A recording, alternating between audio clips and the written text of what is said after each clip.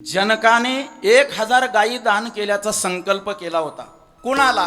जो ब्रह्मवेत्ता असेल त्याला 1000 गायी दान. पर त्या गायी अशा नव्हत्या.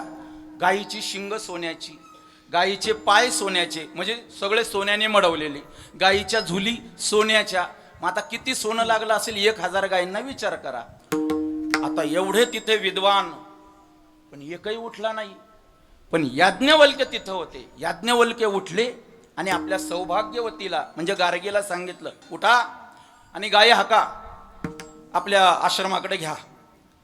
गार्गीने गायी हाकायला सुरुवात केली. 1000 गायी. तेव्हा जनक राजा म्हटले, अहो याज्ञवल्क्य थांबा, कुठं चालवल्या गायी? ते म्हटले आश्रमाकडे. पण माझं संकल्पना काय आहे? जो ब्रह्मवेत्ता असेल त्याने गायी घेऊन जायच्या. याज्ञवल्क्य काही बोलले नाही, काही बोलले नाही. त्यांनी गायी हाकायला सुरुवात केली. धर्मपत्नीला सांगितलं, गायी घ्या. जनक राजा म्हणतात, अहो तुम्ही ब्रह्मवेत्ते आहात का ते सांगा. एक नाही, दोन नाही, काहीच नाही. मला सांगा, याज्ञवल्क्य जर म्हटले असते, हो मी ब्रह्मवेत्ता आहे.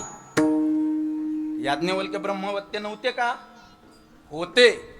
पण ते जर म्हटले असते मी ब्रह्मवेत्ता आहे, तर त्यांच्या ठिकाणी असणारं ब्रह्माचं सामर्थ्य हे त्यावेळेस नाहीसं होतं. का? मी आला. जिथं मी येतो तिथं पुण्य राहत नाही.